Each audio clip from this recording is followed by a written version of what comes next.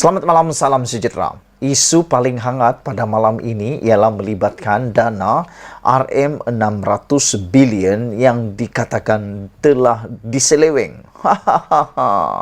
Ini memang betul-betul hangat daripada yang hangat.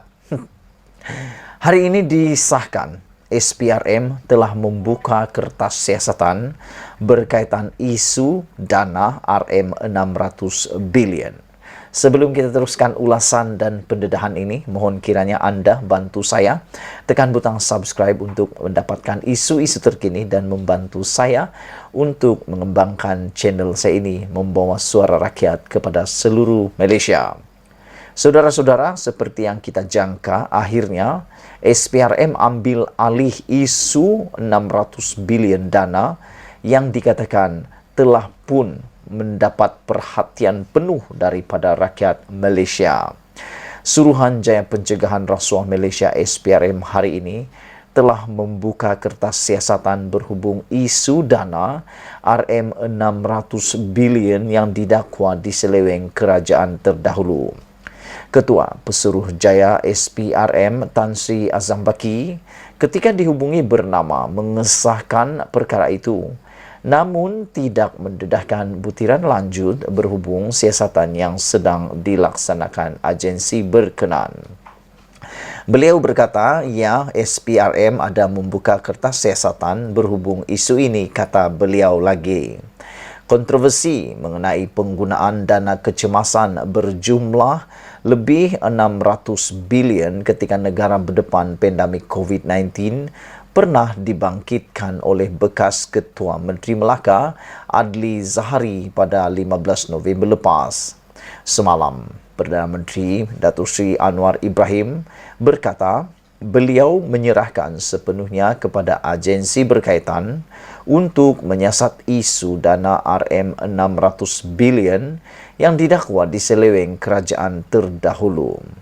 Menurut Anwar, Kementerian Kewangan telah memaklumkan beberapa pelanggaran melibatkan isu itu.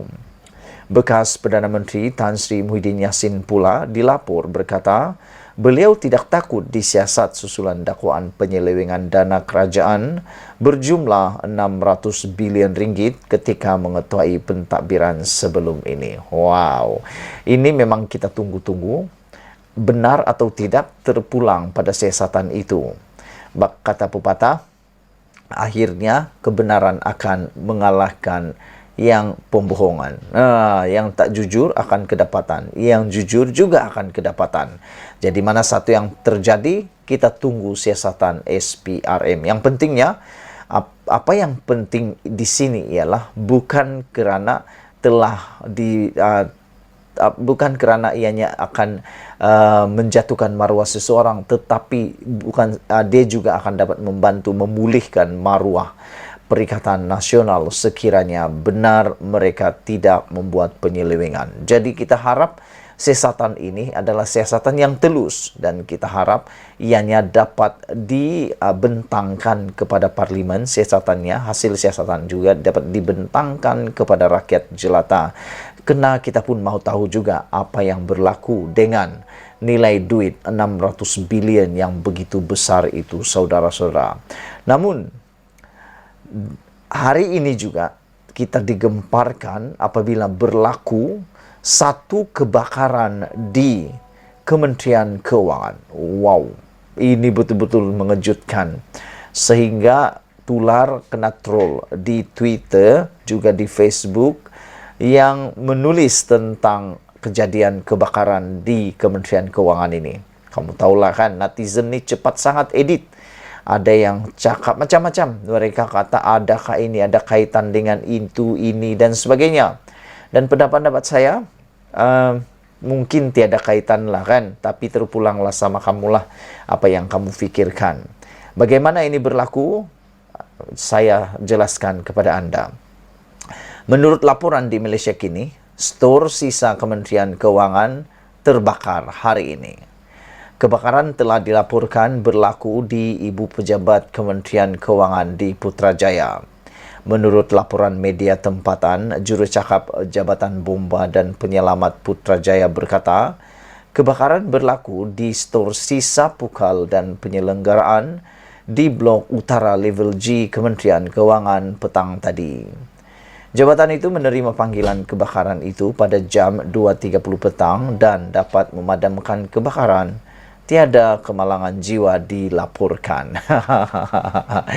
Kejadian kebakaran ini betul-betul berlaku di Kementerian Keuangan dan juga betul-betul tepat pada waktunya saat hangat berkaitan dengan Kementerian Keuangan, yaitu dana 600 bilion dan juga dakwaan kononnya Perikatan Nasional mendapat dana pilihan raya daripada syarikat judi dan Anwar kata dia telah pun memberikan nasihat kepada seorang pemimpin Perikatan Nasional.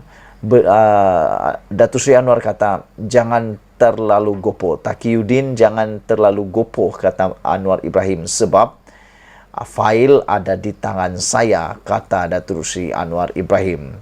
Kita harap-harap fail itu tidaklah hilang dan harap-harap tidaklah terbakar ya. Kalau terbakar habislah bukti.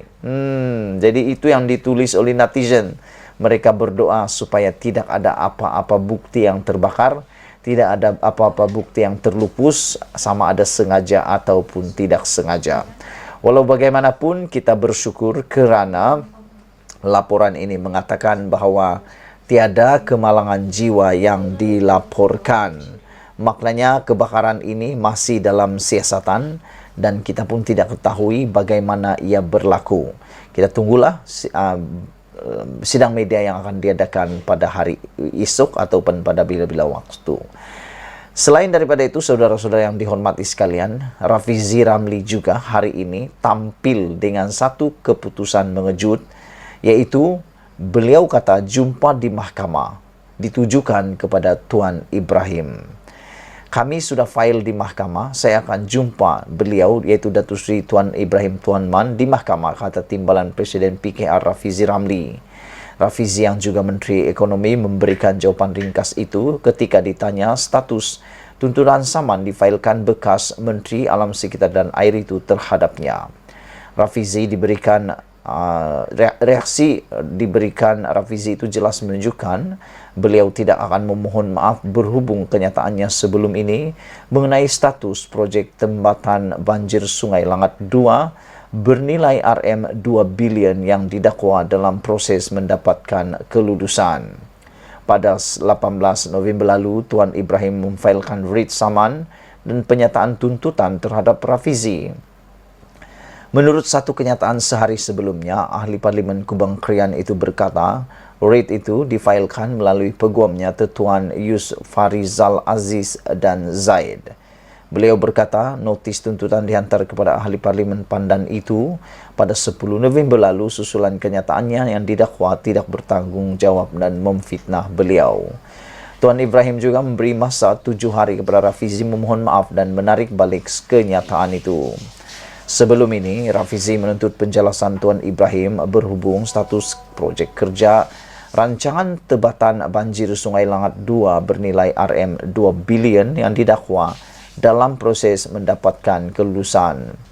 Rafizi mendakwa berdasarkan sumber dalaman, kementerian itu sedang dalam proses untuk menganugerahkan tender terbabit secara rundingan terus kepada sebuah syarikat kontraktor menerusi surat bertarikh 7 Oktober 2022, sedangkan ia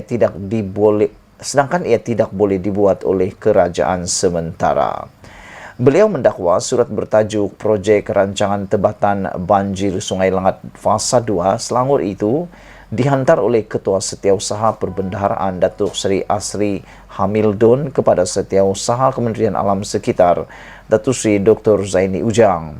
Susulan dakwaan itu, Tuan Ibrahim menjelaskan surat yang ditunjuk Rafizi itu bukan dikeluarkan oleh beliau atau kementeriannya.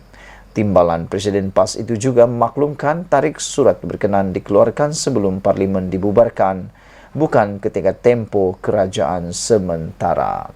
Sekian dulu untuk kali ini, saudara-saudara. Jangan lupa kamu tinggalkan komen kamu tekan butang subscribe untuk membantu saya mengembangkan channel ini. Dalam itu, kita jumpa lagi. Malaysia kita punya, kita juga sama-sama cintai Malaysiaku. Bye-bye.